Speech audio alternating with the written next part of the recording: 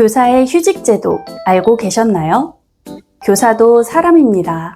삶의 다양한 상황에서 우리는 휴식과 회복이 필요합니다. 이 영상을 준비한 이유는 개인적으로 휴직을 알아보는데 어려움을 겪었기 때문입니다. 첫째로 자료 검색이 어려웠습니다.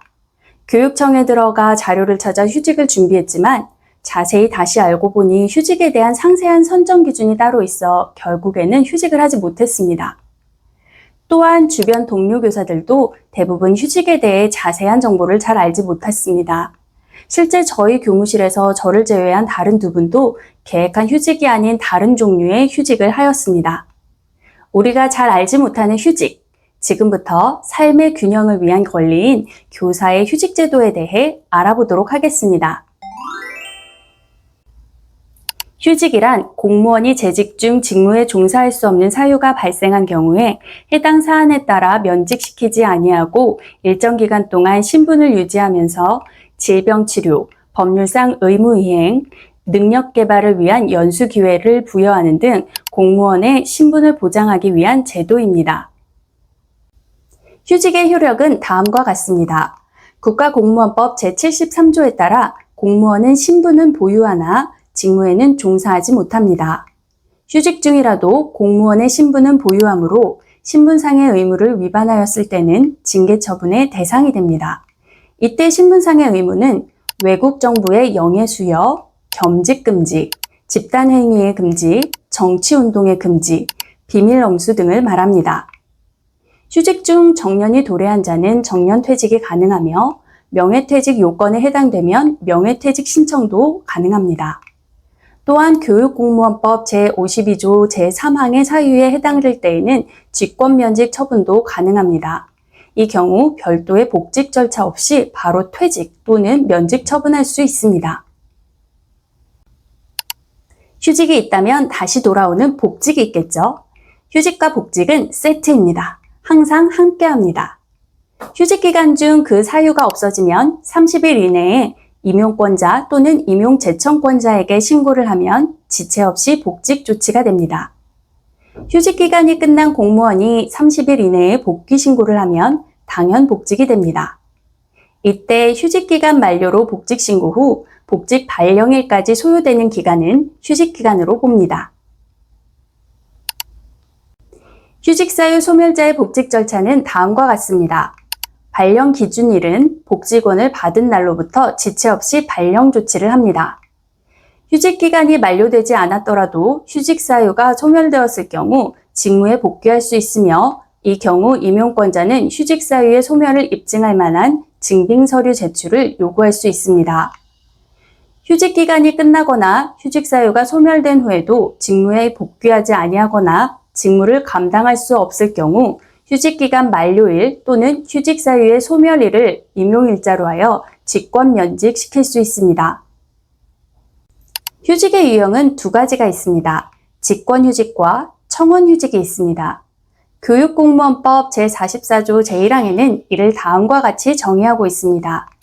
직권휴직, 임용권자는 교육공무원이 다음의 어느 하나에 해당하면 본인의 의사와 관계없이 휴직을 명하여야 한다.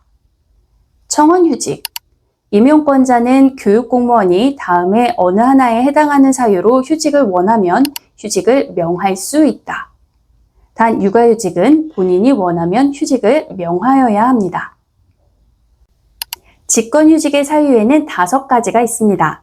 첫 번째, 질병휴직입니다. 그 요건은 신체상, 정신상의 장애로 장기 요양이 필요한 때입니다. 두 번째는 병역휴직으로 병역법에 따른 병역복무를 위하여 징집 또는 소집된 경우입니다. 세 번째, 생사불명의 경우로 천재지변이나 전시사변 또는 그 밖의 사유로 생사나 소재를 알 수 없게 된 경우입니다. 네 번째, 법정의무 수행 휴직으로 그 밖의 법률에 따른 의무를 수행하기 위하여 직무를 이탈하게 된 경우에 휴직합니다. 다섯 번째, 노조 전임자 휴직으로 교원 노동조합 전임자로 종사하게 된 경우를 요건으로 합니다. 다음은 청원휴직의 사유입니다. 총 8가지가 있습니다. 첫 번째는 유학휴직으로 학위 취득을 목적으로 해외 유학을 하거나 외국에서 1년 이상 연구 또는 연수하게 된 경우의 휴직입니다. 두 번째는 고용휴직입니다. 국제기구, 외국기관, 국내외의 대학 연구기관, 다른 국가기관, 재외교육기관 또는 대통령령으로 정하는 민간단체에 임시로 고용되는 경우를 요건으로 합니다. 세 번째는 육아휴직과 입양휴직입니다. 육아휴직은 만 8세 이하 또는 초등학교 2학년 이하의 자녀를 양육하기 위하여 필요하거나 여성 교육공무원이 임신 또는 출산하게 된 경우이고, 입양휴직은 만 19세 미만의 아동을 입양할 때입니다. 네 번째는 불임, 난임 휴직입니다. 불임, 난임으로 인하여 장기간의 치료가 필요할 때 휴직을 할 수 있습니다. 다섯 번째는 연수휴직으로 교육부 장관 또는 교육감이 지정하는 연구기관이나 교육기관 등에서 연수하게 된 경우에 해당합니다. 여섯 번째는 가족 돌봄 휴직입니다. 가족을 부양하거나 돌보기 위하여 필요한 경우를 요건으로 합니다. 일곱 번째는 동반휴직으로 배우자가 국외 근무를 하거나 학위 취득 목적으로 해외 유학이나 1년 이상 연구 연수를 하게 된 경우에 휴직할 수 있습니다. 마지막 여덟 번째는 자율연수휴직으로 재직기간 10년 이상인 교원이 자기 개발을 위하여 학습, 연구 등을 하게 된 경우에 해당합니다. 그에 대한 지침서를 살펴보면 이렇게 휴직의 요건, 기간, 승진 평정 경력기간, 승급, 결원 보충, 보수지급, 수당, 기타 사항이 나와 있습니다. 이렇게 직권휴직, 청원휴직에 대해 간단히 표로 정리도 해두었습니다. 여기서 기타에 해당하는 부분도 중요합니다. 제가 이 선정 기준을 자세히 읽어보지 않아 계획한 휴직을 하지 못했거든요. 자, 그럼 이 지침을 어떻게 찾을 수 있느냐? 그게 제일 궁금하지 않으신가요? 제가 바로 궁금했던 점이 그거였습니다. 이 영상의 키포인트가 여기 있습니다. 여러분들이 찾으실 자료는 바로 교육공무원 인사실무 편람입니다.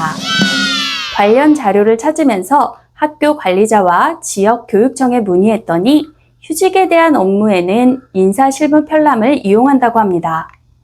인사실무 편람은 2년마다 개정된다고 하니 해당 연도에 맞게 자료를 찾으시면 됩니다. 그럼 검색 방법을 알려드리겠습니다.